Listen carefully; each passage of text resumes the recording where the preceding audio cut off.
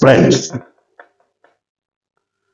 రాజకీయాల్లో పూర్తిగా నైతిక విలువలకు తిలోదకాలు ఇచ్చినటువంటి పరిస్థితి ఆంధ్రప్రదేశ్లో, ముఖ్యంగా ఆంధ్రప్రదేశ్లోని అధికార కూటమిలో కనబడుతోంది.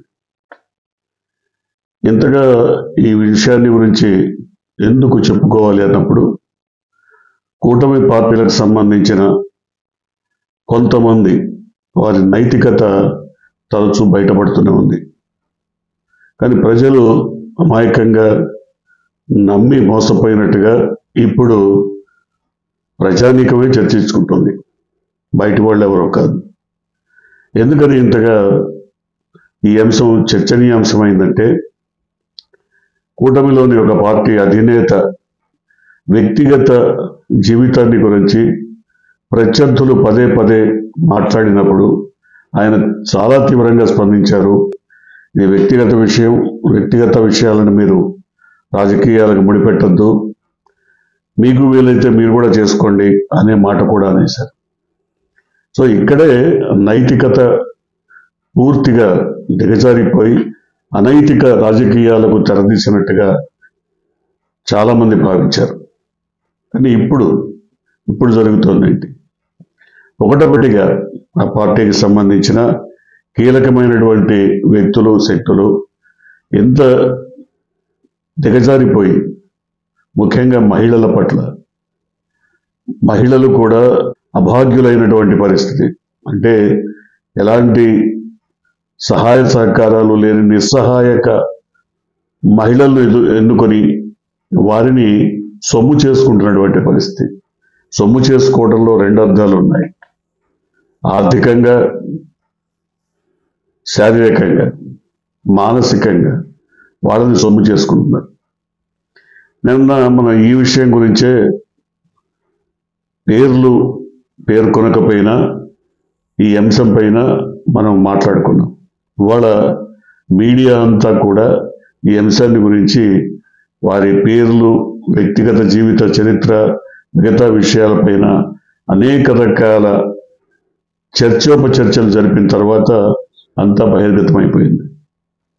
జనసేన తిరుపతి ఇన్ఛార్జ్, తిరుపతికి ఆయన కీలకమైన వ్యక్తిగా ఉండి 24 ఎన్నికల్లో టికెట్ ఆశించి, తిరుపతి టికెట్ ఆశించి భంగపడ్డటువంటి కిరణ్ కుమార్ ఎలియాస్ కిరణ్ రాయల్, ఆయన రాయల్గా తర్వాత మార్చుకున్నాడు, ముందు కిరణ్ కుమార్. అయితే ఆయన పైన ఒక మహిళ 2023లోనే పోలీసులకు ఫిర్యాదు చేసింది. లక్ష్మీరెడ్డి అనే మహిళ 2023లోనే పోలీసులకు ఈ కిరణ్ రాయల్ తనను మోసం చేశాడు, వంచాడు, దగా చేశాడు, దాదాపు 1,25,00,000 ఆయన తన నుంచి తీసుకున్నాడు. అది కాకుండా ఒక 25 సవర్ల బంగారం కూడా స్వాధీనం చేసుకున్నాడు నా నుంచి. కాబట్టి నాకు న్యాయం చేయాలి అని ఆమె పోలీసులకు కోరింది. అంతేకాదు, ఆమె భర్త ఉన్నప్పుడు లేనప్పుడు కూడా తనను ఆర్థికంగా ఇబ్బందులు పెట్టి, మోసం చేసి, తన ఆస్తులు అమ్మించి డబ్బు తీసుకున్నాడని ఆమె బహిరంగంగా మీడియా ముఖంగా ఇప్పుడు చెప్తోంది. చివరికి ఆమె అప్పులు చేసి కూడా ఈ కిరణ్ రాయల్కు సొమ్ము అందించింది. ఆ అప్పుల వాళ్ళు ఇప్పుడు ఆమెపై ఒత్తిడి తెచ్చి ఆ డబ్బు చెల్లించాలని కోరినప్పుడు నిస్సహాయకురాలైనటువంటి, ఒక నిస్సహాయ స్థితిలో ఉన్నటువంటి మహిళ చివరికి ఆత్మహత్యకు పాల్పడుతున్నట్టు ఒక వీడియో చేసి ఆమె నిజంగానే ప్రాణత్యాగం చేయడానికి సిద్ధపడింది. ఆసుపత్రి వర్గాలు ఆమెను బతికించాయి. దాదాపుగా 13 సంవత్సరాలుగా ఈ మహిళ, ఈ లక్ష్మీరెడ్డి, ఈ కిరణ్ రాయల్తో దాదాపుగా వివాహేతర సంబంధం అనే చెప్పాలి. కానీ ఆ సంబంధాన్ని కొనసాగించినట్టుగా వారే ఇప్పుడు ధృవీకరిస్తున్నారు.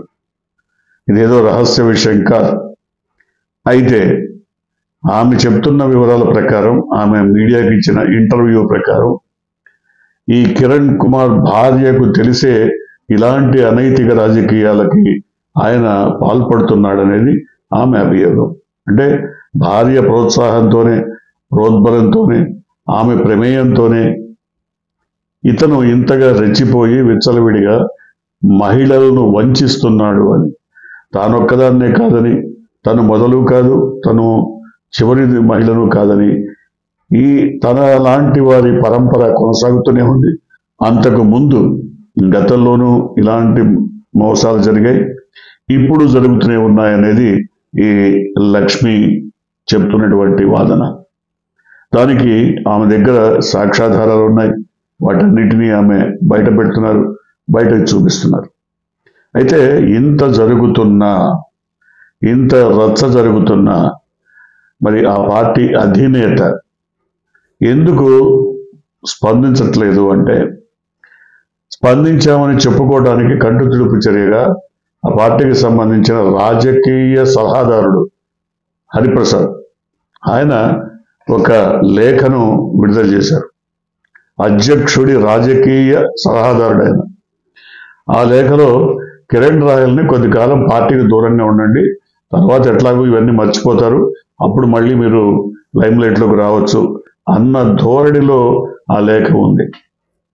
దాంట్లో ఒకటే చెప్పారు, కొద్ది కాలం పార్టీకి దూరంగా ఉండండి, మళ్ళీ ఆదేశాలు ఇచ్చే వరకు దూరంగా ఉండండి, తర్వాత ఆదేశాలు ఇస్తాం రావచ్చు అనేది. రెండోది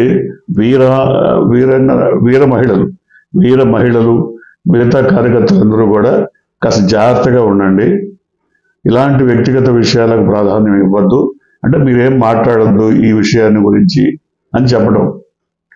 కార్యకర్తలు కానీ వీర మహిళలు కానీ రెచ్చిపోయి ఈ విషయం గురించి మాట్లాడద్దు, ఎందుకంటే కిరణ్ మనవాడు, మనం కాపాడుకోవాలి కాబట్టి మీరెవరూ మాట్లాడద్దు. సో ఇంత చక్కటి లేఖను మరి వ్యవస్థాపక అధ్యక్షుడు, సేనాధిపతి, రాజకీయ సలహాదారుడు పి హరిప్రసాద్ విడుదల చేశారు. ఇంతకు మించి చర్యలు లేవు. కానీ ఇదే ఒకవేళ ఎవరైనా వైఎస్ఆర్సిపి నాయకుడు ఇలాంటి మరి అనైతిక రాజకీయాలకు పాల్పడి ఉంటే, అనైతిక కార్యక్రమాలకు పాల్పడి ఉంటే ఎంత రచ్చ జరిగేది, ఎంత రచ్చ చేసి ఉండేవారు.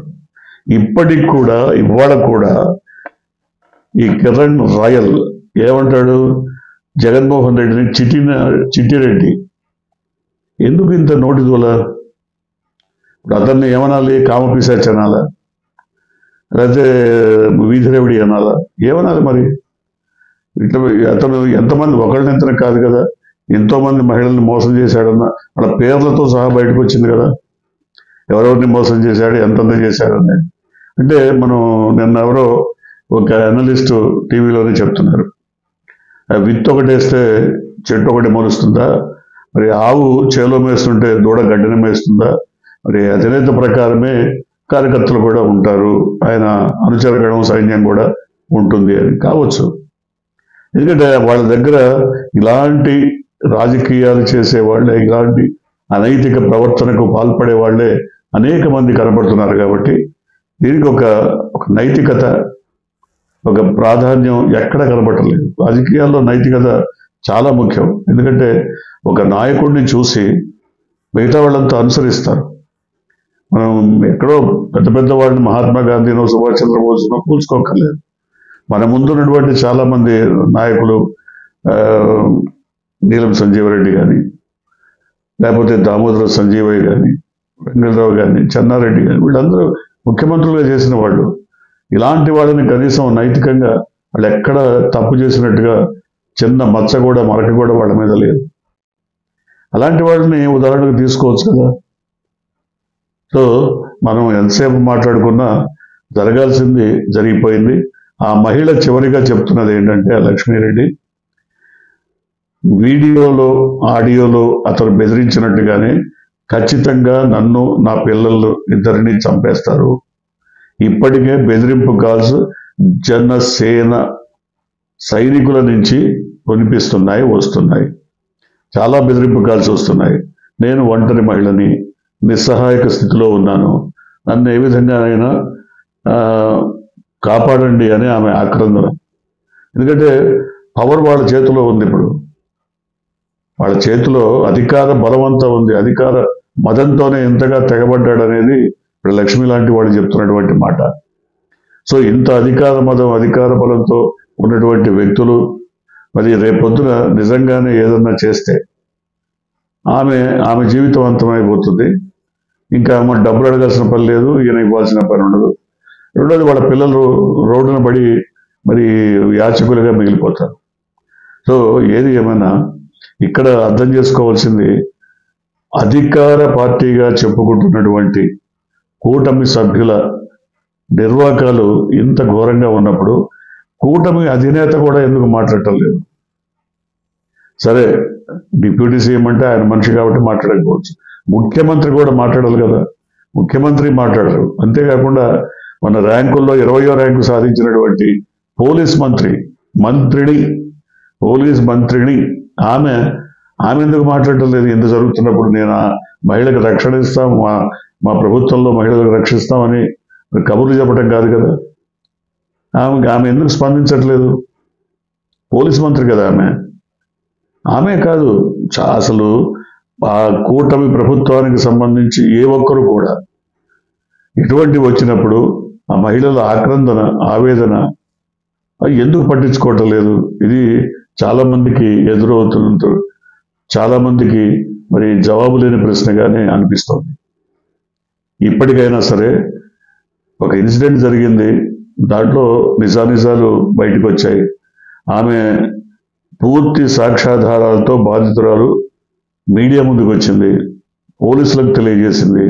ఇప్పుడు కాదు, 2023లోనే ఆమె పోలీసులకు లేఖ రాసింది.